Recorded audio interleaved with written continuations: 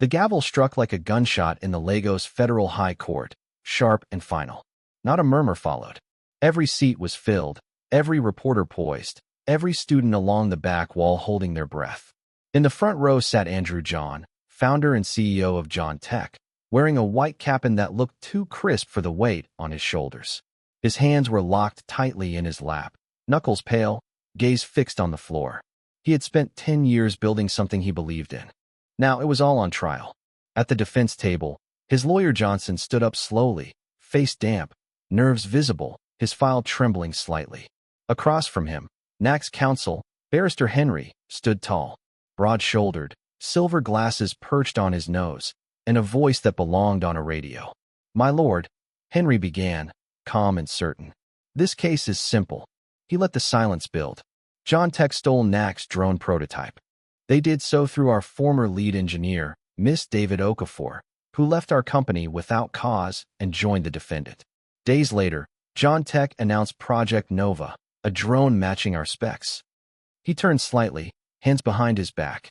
"We seek damages for intellectual property theft. $1 billion.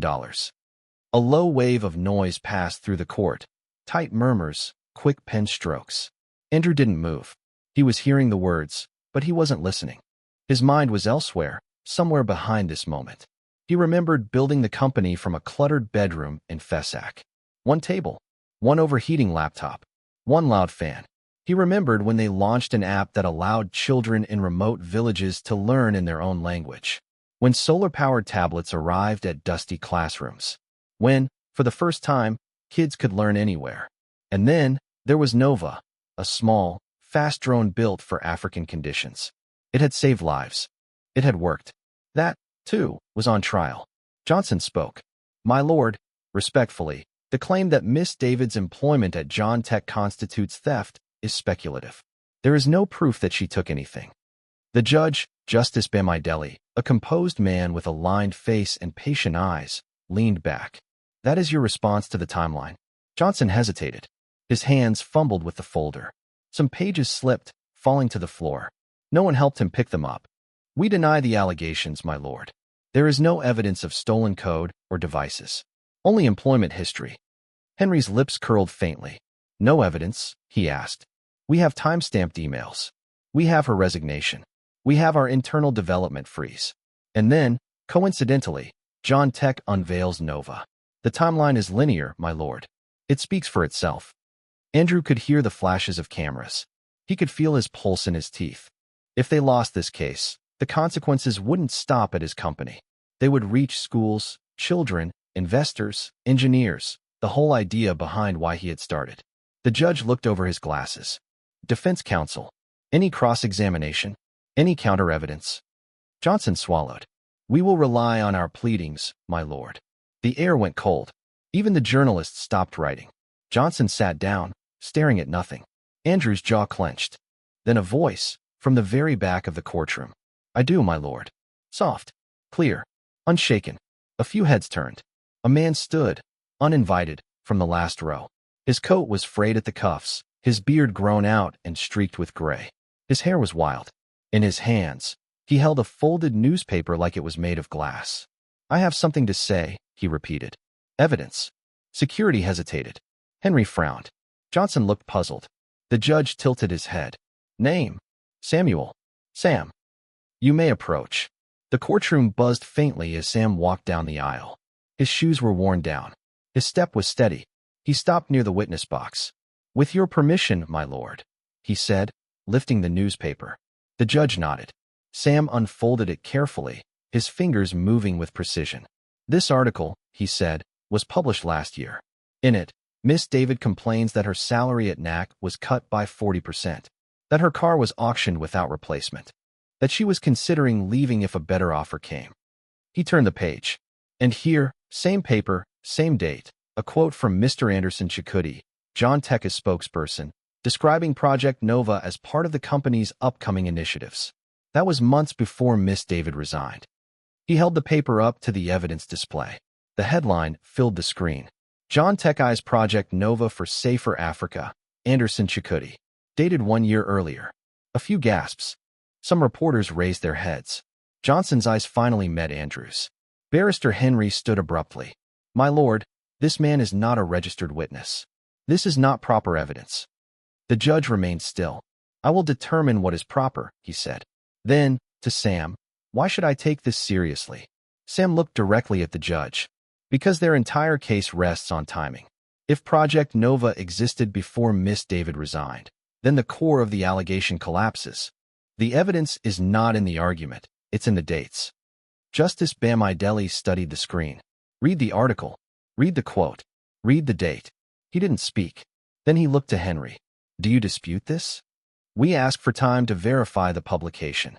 Sam raised another copy. I have 2 more, from different vendors. Identical. Henry didn't respond. And then Johnson, without warning, reached for the paper. He didn't do it quickly. It wasn't planned. But he lunged, sudden and clumsy, and tried to grab the newspaper from the display. It slipped, landing flat on the judge's desk. Gasps. Justice Bamidele didn't raise his voice. Mr. Johnson, sit down. Security moved closer. Sam remained still. His hands were open. The judge lifted the paper and turned it toward himself. His eyes scanned the masthead, the print date, the quotes. He placed it down and looked at Sam again. Show me the line. The one where Miss David says she may leave. Sam pointed. Here, my lord. He read it aloud. His voice wasn't loud, but it carried. I may leave NAC if the right offer comes. My salary was reduced by 40% without explanation. My car was taken and not replaced. I feel I've been discarded by the company I gave my skills to. The courtroom fell silent. Andrew exhaled. It was the first real breath he had taken since morning. Henry shifted uncomfortably. Johnson said nothing. Justice Bamidele folded his hands. You may return to your seat, Mr. Sam. Sam nodded and turned. But Andrew didn't take his eyes off him. He had no idea who this man was. No idea how he found this article. No idea why he showed up. But as Sam walked back to the last row, Andrew felt something in the room had shifted. And from across the courtroom, Johnson watched Sam with an expression Andrew hadn't seen before. Not confusion, not relief, but something colder. Something personal. A quiet hatred. The courtroom lights flared briefly as a second camera crew barged in, their equipment clattering like distant drums. Reporters hissed.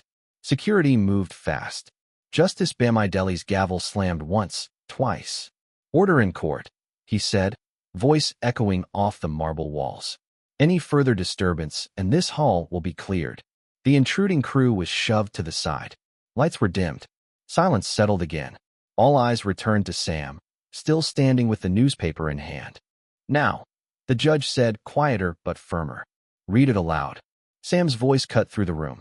If the right offer comes, I will leave NAC, he read. My salary was reduced by 40% without explanation. My car was taken and never replaced. I feel betrayed by the company I served with my skill and sweat. The words hung in the air like smoke. A wave of shifting bodies followed. Gasps, murmurs, exchanged glances. Andrew sat frozen. A knot inside his chest loosened slightly. For the first time since the hearing began, he didn't feel like he was standing alone. Barrister Henry stood. My lord, this is a distraction.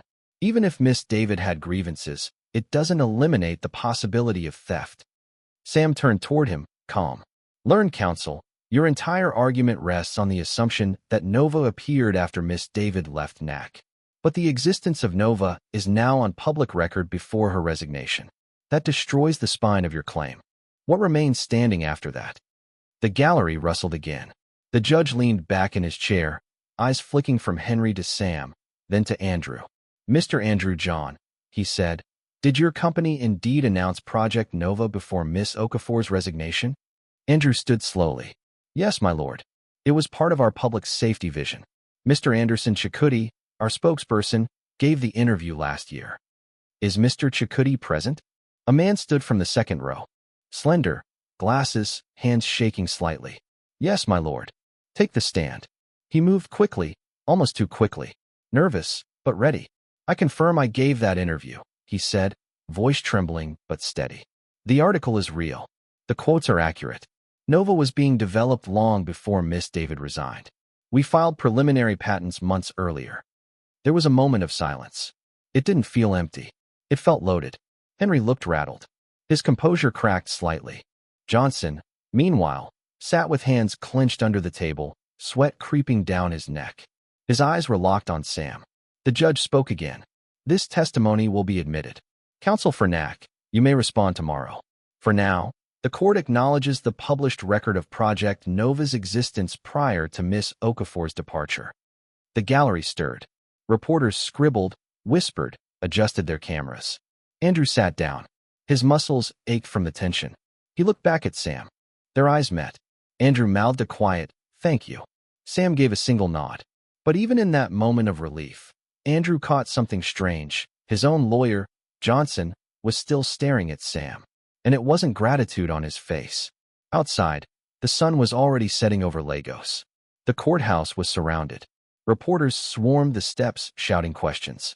"Mr. John, do you think the case will be thrown out? Was that man really homeless?"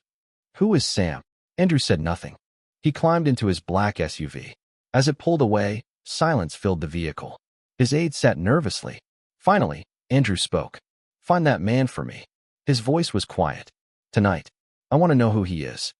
Back on the courthouse steps, Sam sat alone on the stone ledge, ignored. People walked past him. No one asked who he was. No one looked. He didn't mind. He wasn't watching them either.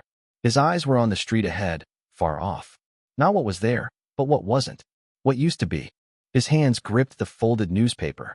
Not out of pride, but habit. Familiar weight. Inside his mind, something stirred. A memory he hadn't invited. Another courtroom. Another verdict. Another man in power. And then, fire. Screams. Blood. His world had burned before. He had lost everything. Wife. Children. Parents. And no court had saved him. No justice. Just silence and burial. Behind a pillar, Johnson stood in shadow, watching. He didn't smile. Not quite. His mouth twitched, a crooked line. He had failed to stop Sam today. But the court would resume tomorrow. And Johnson had no intention of letting that happen. That night, Lagos didn't sleep. Traffic howled. Danfo buses swerved between honking sedans. Generator fumes mixed with roadside smoke. Under Falomo Bridge, Sam sat on a mat of torn fabric, wrapped in his coat. He stared upward, through the cracks in the bridge, past the smog, at a few stubborn stars. He didn't close his eyes. His mind wouldn't let him. He remembered the sound of shattering glass. His wife's scream.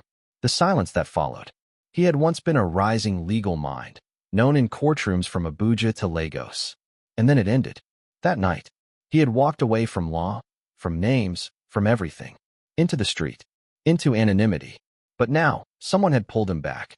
He whispered to himself. No weakness. Not again. At that same hour, in Andrew's mansion on Akinwunmi Road, the mood was different. Calm. High ceilings. White marble floors. Lights dimmed low. Andrew sat on the balcony, holding a glass of water. He didn't feel calm. He should have felt saved. That man had turned the entire case around. But Johnson's face lingered in his thoughts, the way he looked at Sam. Not confused. Not suspicious. Threatened. In the shadows outside the courthouse, 3 men sat in a black SUV, engines off. No radio. No noise. Just stillness. One of them opened a case. Inside, silenced pistols. The driver spoke. Target sleeps under the bridge. Orders are clear. No names. No discussion. By dawn, they intended for Sam to disappear. Morning in Lagos arrived with its usual contradictions. Brutal heat and slow sunlight, headlines and sirens. Outside the federal high court, the crowd was larger than the day before. Reporters elbowed for angles. Protesters held signs no one would read. Police lined the street. Inside, the temperature dropped. Air-conditioned and silent. The courtroom was no longer just a legal stage. It was theater. The stakes had changed. The night's headlines made sure of that. Assassination attempt on Jontek's defender. From bridge to bench. Who is Sam? Sam walked in alone. The same navy blue suit Andrew's team had sent him the night before. The beard trimmed, the hair clean, but nothing theatrical. His presence didn't scream redemption. It suggested return. He took his seat in the gallery, back row again. He had no legal standing, no title, no badge. But everyone in the room knew he had tilted the scale. Andrew entered minutes later. Composed. Tailored. But watchful. He looked at Sam and nodded once. Sam returned it with the slightest incline of his head. Then the door opened, and in came Johnson. No limp. No guilt. He walked like a man still in control, but his eyes moved faster today, darting from face to face, always avoiding Sam. The judge entered last. All rise. The courtroom stood. Justice Bamidele took his seat without flourish. His voice, when he spoke, was level. We resume proceedings in the matter of Knack versus John Tech. Counsel, proceed. Barrister Henry rose. There was wear in his posture now, like sleep had not come easily. My lord, while yesterday's article raised questions, the heart of our case remains the same. Project Nova shares undeniable similarities with Knack's prototype. The form, the function, these cannot be coincidental. He looked toward Sam. And now, we are asked to place our faith in the testimony of a man who, until 2 days ago, lived beneath a bridge. A murmur. Justice Bamidele raised a hand. Order. He turned. Mr. Sam. Sam stood. You may respond. He moved to the center, slowly, without hesitation. My lord, he began, I may have slept under a bridge, but the truth doesn't need a roof. It needs a record. The silence was immediate. He unfolded the same newspaper and placed it once more on the document stand. The screen behind him lit up. This article is not an opinion. It is a timestamp. The dates are fixed. The speaker is public. The claims are clear. Project Nova was announced before Miss David's resignation. If that is true, and no one has denied it, then the argument of sequence collapses. He turned to Henry. And yes, resemblance is not innocence. But it is not guilt either. Many things resemble each other. Phones, cars, drones. You don't prosecute similarity, you prove theft. He stepped back. Where are the stolen files? The copied blueprints? The patents? Knack has provided none. The judge watched without expression. Mr. Sam, you've made your point. Sam nodded and returned to his seat. The judge turned to Henry. Do you have new evidence? Henry hesitated. His fingers fumbled briefly. Then his hands dropped. No, my lord. The tension shifted again. Then Johnson stood. My lord, he said. I do. Heads turned. Andrew's spine stiffened. Johnson pulled a flash drive from his pocket. I have emails, communications between Miss David and John Tech executives, discussing Project Nova before her resignation. It shows planning, transfer of specifications, and intent. Gasps followed. Sam's head turned sharply. Justice Bamidele waved the bailiff forward. The flash drive was inserted. The court screen changed. A list of emails appeared. Subject lines, dates, senders, all seeming to confirm Johnson's claim, including files sent late at night. Technical drawings attached. Andrew's jaw clenched. Sam stood. My lord, permission to examine. Granted. He walked to the screen, stared for a long moment, then smiled, not broadly, but knowingly. These emails are forged, he said calmly. A ripple through the room. The judge raised an eyebrow. Explain. Sam pointed to the timestamps. These emails are marked with CST, Central Standard Time. That's U.S. time. But both Miss David and John Tech executives were in Lagos. Their servers are set to West Africa time.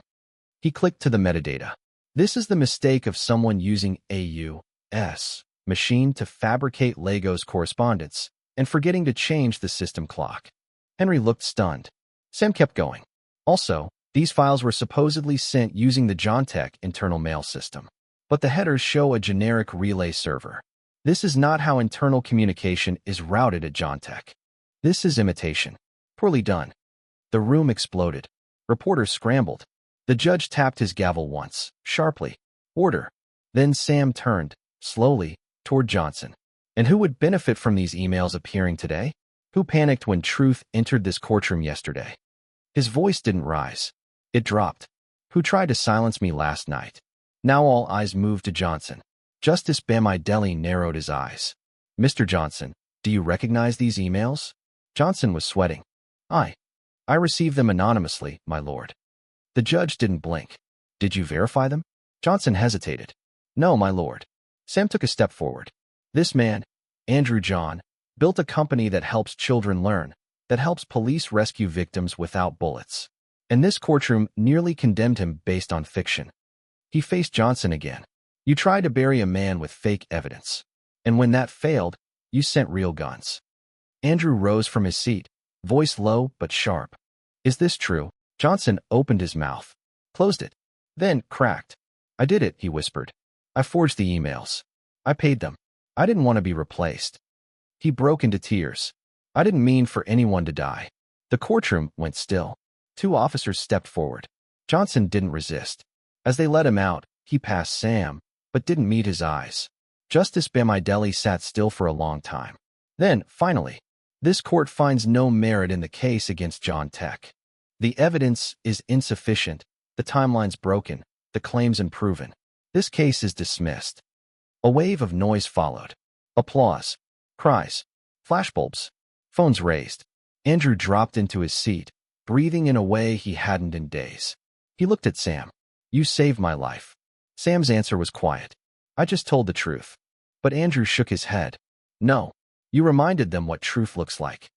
Over the next few weeks, Sam's story spread far beyond courtrooms. Photos of him in a clean suit, holding a worn newspaper, were everywhere. News features, social media, billboards. He became a symbol of second chances, of broken men who still carry truth.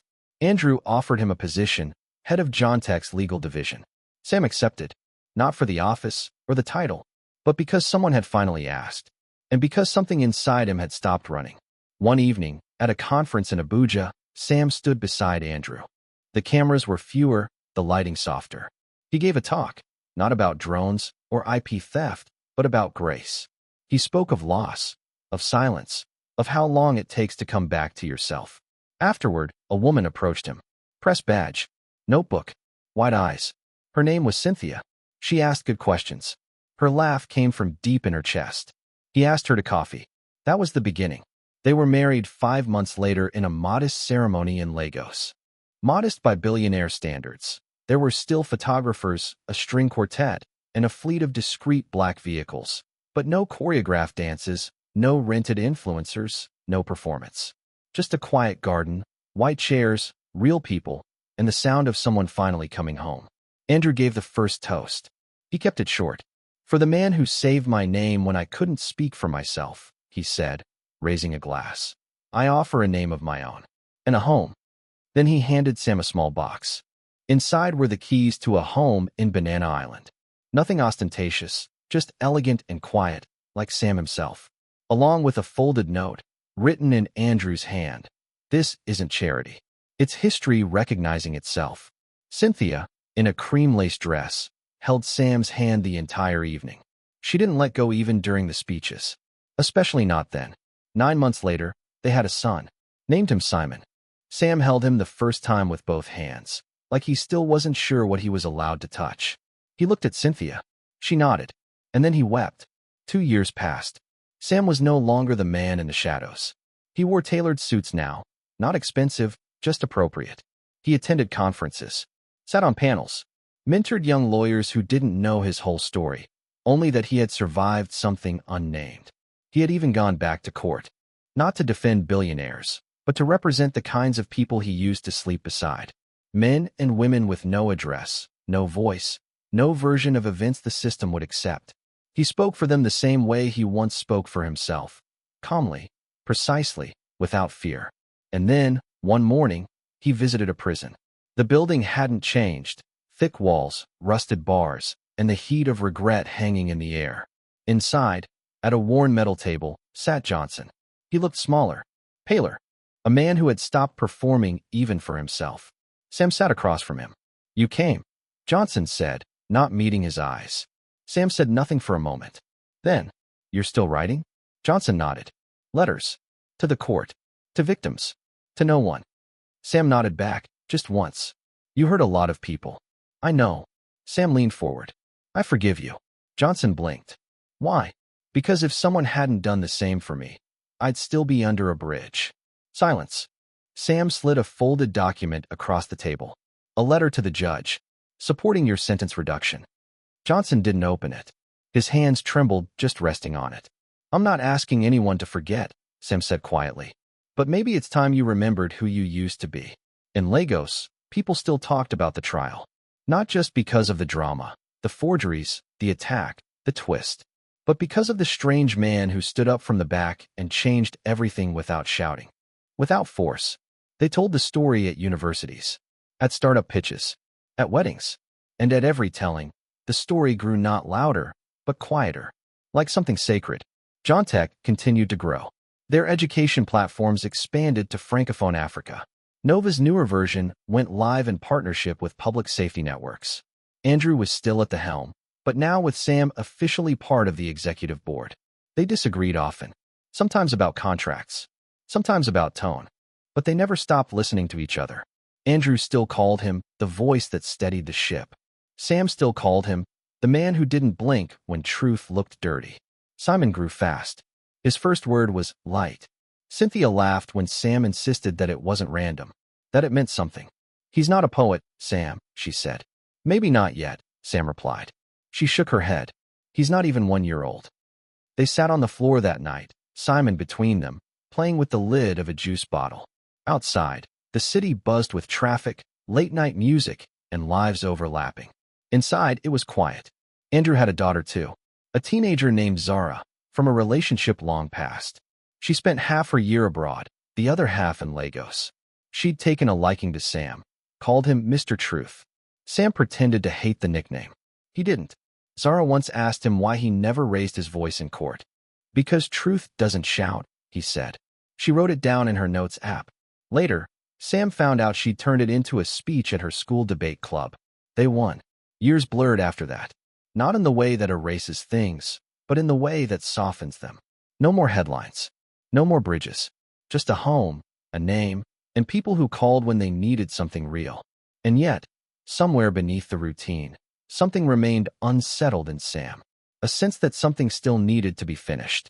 It returned one day while he was reading an article. A small headline, easily missed, former street children now learning code in Makoko. That night, he sat on the balcony, staring at the lights over the lagoon. Cynthia brought him a glass of water, sat beside him. You're thinking, she said. He nodded. Too much. Want to tell me, or keep pretending? He smiled faintly. I think I want to build something. You already have. No, not a company. A place. For people like I was. Not just to give them food, but to give them a way back. She said nothing. He looked at her. I want to call it the Bridge Center. Cynthia raised an eyebrow. Because of where you used to live? No, Sam said. Because of where they need to cross. She leaned into his shoulder. Then build it. The building went up on a quiet street in Ebute Meta, near the water, where the sounds of ferries mixed with early morning market noise. Sam chose the location carefully, not in Banana Island, not in Victoria Island, not in a place that would intimidate the people it was meant for. They called it the Bridge Center. It had no marble floors, no valet, no fountains. But it had classrooms, coding labs, clean dorms, and counselors who listened more than they spoke. A space not for recovery, but for return. At the entrance, etched into the steel wall, was a line Sam had said once in court, now permanent. Truth is not homeless. The center opened quietly, no ribbon cutting, no news vans. Just Sam, Cynthia, Andrew, a few staff, and the first 12 residents. Men and women who had names, but hadn't heard them spoken kindly in years. One of them was a boy who used to wipe car windshields at traffic lights. Now he was building a chatbot for mental health support. Another was a mother of two who had been evicted after her husband disappeared. Now she taught digital marketing on Thursdays. They didn't know Sam gratitude. He didn't ask for it. What he asked, what he insisted on, was that they stay long enough to believe themselves again. Andrew visited once a week, usually in the evening, when things were quiet. He never stayed long. Just sat with Sam in the garden and listened. One evening, he brought Zara. She walked through the coding lab, then through the dorms, then stood in front of the wall with the etched words. She turned to Sam. You think this really works? Sam nodded. It doesn't fix everything, but it opens a door. She stared at him for a long second. Then let's make more doors. She interned at the center that summer. Cynthia started writing again. A column, then a book. She wrote about the difference between giving and inviting. About how the most dangerous thing isn't hunger or violence, but when the world forgets your name. She wrote about Simon and how he learned to read using an app Sam once dismissed as too colorful. She wrote about Sam, not as a hero, not as a man who rose, but as a man who stayed. The Bridge Center expanded, first to Abuja, then Port Harcourt, then to Accra, where a small startup offered to donate office space. Sam resisted attention, but it found him anyway. His face appeared in profiles, campaigns, textbooks. One magazine named him the quietest voice in justice. He never framed the cover. He gave it to a boy at the center who said he didn't believe in anything. Years passed. Simon grew. So did the center. Zara finished university. Cynthia published her second book. Andrew stepped back from day-to-day operations and started mentoring startups in rural towns. One night, Sam and Andrew sat on the same balcony as always, sipping juice instead of wine, watching the lights of Lagos blink across the water. Andrew exhaled slowly. "You know what's strange?" he said. Sam waited. "I don't remember what I was afraid of in that courtroom anymore." Sam smiled. "That's because you walked through it." Andrew nodded. "You ever think about that first day? When you stood up in court?" "Sometimes." "And why you stood?" Sam turned his glass slowly in his hand. "Because it felt wrong to watch someone drown when I knew where the rope was." Andrew looked at him. "You know what I think?" "What?" "You weren't saving me. You were saving yourself." Sam nodded once. "Same thing. When Sam died, he wasn't famous. He wasn't called a legend, or a founder, or a changemaker. He was called Mr. Sam, the man who came back and brought others with him. He was buried not in a state cemetery or on a private estate, but in the garden of the original Bridge Center, where mango trees still dropped fruit on rusted benches." Simon gave the eulogy. Zara read a line from one of Cynthia's columns.